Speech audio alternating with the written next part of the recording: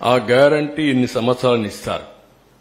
ఆ గ్యారంటీ ఇచ్చిన తర్వాత పాత కాంట్రాక్ట్ని మారిస్తే కొత్త కాంట్రాక్టర్ వస్తే ఇద్దరిలో ఏదైనా ఇబ్బందులు వస్తే ఎవరు రెస్పాన్సిబుల్? అకౌంటబిలిటీ ఎవరిది? జవాబుదారీతనం ఎవరు? అది ఫిక్స్ చేయలేము కాబట్టి మీరు మార్చొద్దండి అని చాలా స్పష్టంగా చెప్పారు. అయినా కూడా వినకుండా మొండిగా ముందుకు పోయారు. నెక్స్ట్, ఇక్కడ కాంట్రాక్ట్ని మార్చడం, ముందు చూపు లేకపోవడం, సరైన సమయంలో పనులు చేయకపోవడం, చేసే పనుల్లో జాప్యం వంటి కారణాల వల్ల నిర్మాణంలో తీవ్రంగా జాప్యం జరుగుతుందని కావున ఏజెన్సీలు మార్చవద్దని మళ్లీ 16/8/19 చెప్పారు. ముందు లెటర్లు రాశారు, మళ్లీ వీళ్ళు ఇది కూడా చెప్పారు. ఇంకొక పక్కన మీరు చూస్తే గవర్నమెంట్ ఆఫ్ ఇండియా ఇది పీపీఏ చేసింది. ఇది secretary government of India chief ఇంజనీర్కి ఒక లెటర్ రాశాడు. ఇతను రాసింది హౌఎవర్ లెటర్ ఎలాబొరేట్గా ఉంది. అంతా మొత్తం చదవడం లేదు.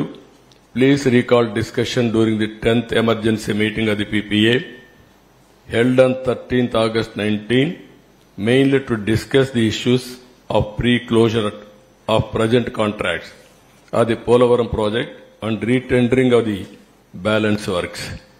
Last lo enni cheptu, however, in the meanwhile, it is my humble advice to abandon the idea of pre-closure and retendering of the works in the best interest of the project, or at the least keep it the same in abeyance till a considered view is taken by Government of India in the matter. ఇంత స్పష్టంగా చాలా అతను ఎంత అంబుల్ advice ఇది చెప్పితే ఇది కూడా లెక్క పెట్టుకోకుండా ప్రాజెక్ట్ని కాంట్రాక్ట్ని క్లోజ్ చేసి మేము క్లోజ్ చేశాం, మాకు అన్నీ తెలుసు అనే అజంతో ఇష్టానుసారంగా చేసి టెండర్ మార్చిన తర్వాత, ఏజెన్సీ మార్చిన తర్వాత దాన్ని యాక్సెప్ట్ చేయమని గవర్నమెంట్ ఆఫ్ ఇండియాకు పీపీఏకి పంపించే సాహసం చేశారు. నెక్స్ట్, దీనివల్ల పర్యవసానం చాలా క్లియర్గా నీతి ఆయోగ్ ఒక నిపుణుల కమిటీ వేసింది, ఐఐటి హైదరాబాద్. దాంట్లో పేజ్ నెంబర్ 38 మీరు ఒకసారి చదువుకోవచ్చు క్లియర్గా. ఇక్కడ చూస్తే even though about 20 lakh cusics of flood in 2020 has caused havoc through deep scoring, length about 150 meters, level about -22 meters at 3 locations near to the ECRF dam, that is Coffer Dam Gap 1 and Gap 2. This cannot be considered under force majeure category. The reasons for this distinction can be attributed to inefficient planning due to untimely closure of gaps in the Coffer Dam. ఏవైతే coffer dam లో చిన్న gap ఉందో ఆ ఏజెన్సీని మార్చకపోతే rainy season లోపల, flood వచ్చే లోపల అది close చేయాల్సిన బాధ్యత ఆయన పైన ఉంది. ఆ సమయంలో మార్చేశారు. ఆ సమయంలో మార్చి మళ్ళా డిపార్ట్మెంట్ లెటర్స్ రాశారు. ఈ టైంలో క్లోజ్ చేయకపోతే ప్రమాదం వస్తుంది అని చెప్పారు. అయినా పట్టించుకోలేదు, ఎవ్వడూ పట్టించుకోలేదు. దాని పర్యవసానం మీరు చూస్తే చాలా. ఇంకా నెక్స్ట్, దీంతో ఈరోజు డయాఫామ్ వాల్ 3 మేజర్ డ్యామేజ్ జరిగాయి. కాంక్రీట్ వర్కులు మాత్రం స్పిల్వే మిగిలింది, డయాఫామ్ వాల్ డ్యామేజ్ అయింది. ఇంకొక పక్కన కాఫర్ డ్యాములు up stream, down stream 2 damage అయినాయి. మూడోది గైక్ బెండ్ డ్యామేజ్ అయింది. గ్యాప్ 1 ఏదైతే ఉందో ఈసీఆర్ఎఫ్ డ్యామ్కి వచ్చేది అది కూడా సగం 3/4 కొట్టుకోబోయే పరిస్థితికి వచ్చింది. ఇప్పుడు ఎంత డ్యామేజ్ జరిగిందంటే డయాఫామ్ వాల్ 2018లో 436 కోట్లకు పూర్తి చేశాం. ఇప్పుడు డయాఫామ్ వాల్ రిపేర్ల కోసం కొన్ని రింగ్ బండ్లేసి అక్కడెక్కడ 3-4 ప్లేసుల్లో 33% రిపేర్లు చేయాలి. దాని ఖర్చు 447 కోట్లు. అది రిపేర్ చేస్తాం. అప్పటికి పర్మనెంట్ గా సొల్యూషన్ వచ్చిందంటే మేము చెప్పలేమంటున్నారు. అది కాకుండా ప్యారలల్ గా ఇంకొక కొత్త డయాఫామ్ వాల్ కట్టాలంటే 990 కోట్లు. మళ్లీ 2 సీజన్లు కావాలి.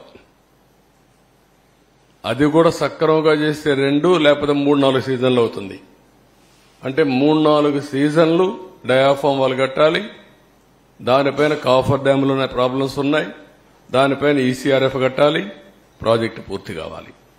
ఒక మూర్ఖత్వంతో చేసిన పనికి దానికి కూడా ఇంకొకటి కూడా సీపేజీ అరికట్టడానికి ఖర్చు ఎంత అవుతుందో సమయం ఎంత అవుతుందో అంచనా లేకపోతున్నారు.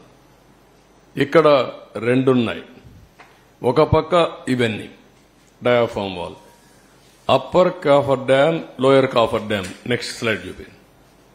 ఇక్కడ మీరు చూడండి ప్రాజెక్టు ఎంత అతలాకుతలం అయిపోయిందో మీరు చూడండి.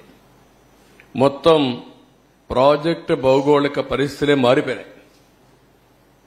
ఎందుకు మారిపోయినాయంటే ఈ 15 నెలల సమయంలో ఇక్కడ కొద్దిగా గ్యాప్ ఉంటే దాన్ని పూర్తి చేయకపోయే కొందికి ఆగస్టులో వరద నీరు వచ్చింది. ఇక్కడి నుంచే నీళ్లు వెళ్లాలి. ఆ ఒత్తిడి పెరిగింది. కిందికి నీళ్లు వచ్చినప్పుడు సునామీ మారిగా సుడుగులు తిరగడం మొదలుపెట్టింది. దాంతో కింద నుండే ఇసుకంతా లాగేసి కొట్టుకుపోయే పరిస్థితికి వచ్చింది. అంటే చాలా డెప్త్. అంటే ఇక్కడ 2 ఉన్నాయి. ఒకటి డయాఫామ్ వాల్, పైన కాఫర్ డ్యామ్ కూడా ఏదైతే ఏం వేస్తారు, జెడ్ రౌటింగ్ చేస్తారు. ఆ జెడ్ రౌటింగ్ కూడా 10 మీటర్లు 20 మీటర్ల వరకు వెళ్లారు. ఎప్పుడైతే 10-20 మీటర్లు నీళ్లు వెళ్లిపోయేసి ఇది సుళ్లు కొట్టేసి మొత్తం తీసేసిన తర్వాత దాని కింద కూడా వెళ్లిపోయింది. అంటే ఫౌండేషన్ కాఫర్ డ్యామ్ కూడా దెబ్బతినే పరిస్థితికి వచ్చింది. దాంతో ఇప్పుడు ఏదో చిన్న చిన్న రిపేర్లు చేశారు. కానీ నీళ్లు ఆగడంలా. నీళ్లు ఆగకపోతే కాఫర్ డ్యామ్ కట్టలేం, డయాఫామ్ వాల్ కట్టలేం. డయాఫామ్ వాల్ కట్టకపోతే ఈసీఆర్ఎఫ్ చేయలేం. ఇప్పుడు ఇవన్నీ కూడా భయంకరమైన పరిస్థితి. ఇంకొక పక్కన బయట నుంచి ఇసుక తెచ్చి పూడ్చిన ఆఘాతాలపైనే మెయిన్ ఎర్త్ ఫ్యాక్టరీ డ్యామ్ చేయాలి. ఇప్పుడు ఇసుక తీసుకొచ్చి మన గుట్టలుగా పేసి మా వాళ్లు దాన్ని కాంపాక్ట్ కింద చేస్తున్నారు. కానీ ఇంకా సొల్యూషన్ పూర్తిగా రాలేదు. They are working. ఇక్కడ ఒక ఎగ్జాంపుల్ మీరు చూస్తే గ్యాప్ 1. ఇప్పుడు ఆపరేషన్ లేకుండానే మోకాళ్లకు ప్లాస్మా ట్రీట్మెంట్. మీ ఆర్థోపెడిక్ సమస్యలన్నిటికీ రోబోటిక్ టెక్నాలజీ ద్వారా తక్కువ ఖర్చుతో శాశ్వత పరిష్కారం. Free consultation. ప్రతి ట్రీట్మెంట్ పై 20% డిస్కౌంట్. ఈ ఆఫర్ కొద్ది రోజులు మాత్రమే. త్వరపడండి. V9 hospitals 9281465842.